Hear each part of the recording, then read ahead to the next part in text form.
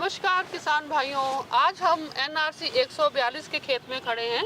तो आपको एनआरसी 142 जो कि पिछले साल ही रिलीज़ हुई थी उसके बारे में आपको इन्फॉर्मेशन देंगे। और ये जो वैरायटी है बहुत वाइड जोन के लिए अडॉप्टेड है, यानी कि सेंट्रल जोन, मध्य प्रदेश और पूरा सेंट्रल रीजन और साउथ के लिए भी ये रिकमेंडेड है, क्योंकि इसकी अडॉप्टिबिलिटी बहुत ही ज़्यादा है।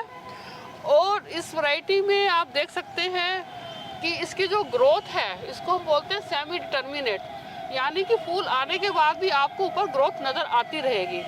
और क्योंकि इसकी सोइंग जो है 27 जून की है और आज ये 82 दिन की हो गई है, तब भी आप देख सकते हैं अभी कुछ ग्रोथ बाकी है, फलियां भरनी शुरू हो गई हैं। और इसमें आपको सारी चीज़ें साथ साथ दिखेंगी, फली भर भी रही है और नई भी आ रही है। और इसमें जो नोट्स हैं वो कम से कम 18 से 19 आती है मेन स्टेम पे। उसके अलावा ब्रांचेस पे भी आती है, वो प्लांट पॉपुलेशन पे डिपेंड करेगा। अगर प्लांट्स ज़्यादा हैं तो ब्रांच कम होगा, प्लांट अगर थोड़े कम, ठीक, अगर सीड रेट आपका अच्छा है तो आपको ब्रांचेस और ज़्यादा दिखेंगी।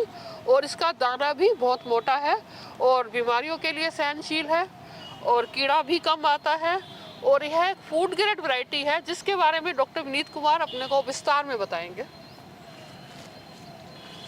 इस वैरायटी में जो है, जो सोयाबीन में, आम सोयाबीन में जो प्रति पोषक कारक होता है कुनिस ट्रिप्सिन इनहिबिटर, मतलब जो प्रति पोषक कारक है और जिसको इनएक्टिवेट करना पड़ता है सोयाबीन को 20 मिनट बॉयल करने के बाद, वो हमने जो है बीज से ही निकाल दिया गया है।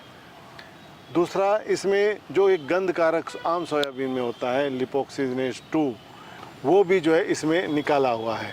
तो यानी कि जो दो अवांछनीय तत्व होते हैं फूड प्रोसेसिंग के हिसाब से सोयाबीन में, वो दोनों ही बिल्कुल बीज से ही निकाल दिए गए हैं। इसके अलावा जैसे आपने देखा कि सोयाबीन में जो कई वैरायटीज़ में फली जो है ज़रा नीचे से ही लग जाती है, इसमें कम से कम 6-7 इंच से पहली फली लगती है। तो मैकेनिकल हार्वेस्टिंग के लिए भी ये वैरायटी बहुत ही उपयुक्त मानी गई है।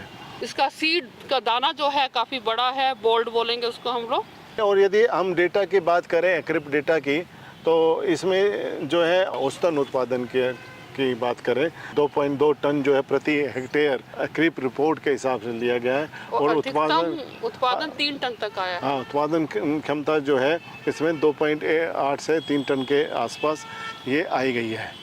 इसके अलावा जो इसकी वेजिटेटिव ग्रोथ होती है वो शुरू के स्टेज में कम होती है, कि जब तक फूल नहीं आता है तब तक इसकी वेजिटेटिव ग्रोथ इतनी नहीं देखी गई है खेत में। लेकिन जैसे ही फूल आता है, और फूल आने की अवधि जो है वो इसमें जो है 10 से 15 दिन रहती है, क्योंकि जैसे मैडम ने बताया कि सेमी डिटर्मिनेट वैरायटी है, तो वेजिटेटिव ग्रोथ भी होती रहती है और फूल भी आता रहता है। फिर जो है हाइट जो है जाके इसकी 75 सेंटीमीटर आराम से देखी गई है, और कुछ खेतों में हमने देखा कि 1 मीटर तक पहुंच गई है। और इतनी हाइट होने के बावजूद भी इसके स्टेम जो है बहुत ही स्टाउट है, बहुत ही स्टडी है। तो जो लॉजिंग की प्रॉब्लम आती है कुछ वैरायटीज़ में, इसमें जो है गिरने की, जो सोयाबीन नीचे गिर जाती है, इस वैरायटी में वो भी जो है प्रॉब्लम नहीं आती है। बिल्कुल एक्रिप डेटा के हिसाब से 12 लोकेशन सेंट्रल इंडिया की और दक्षिण भारत की जो है 7-8 लोकेशन पर जब टेस्ट किया लगातार 2 साल, इसका जो है औसतन जो पकने की अवधि वो 96 दिन तक ली गई है।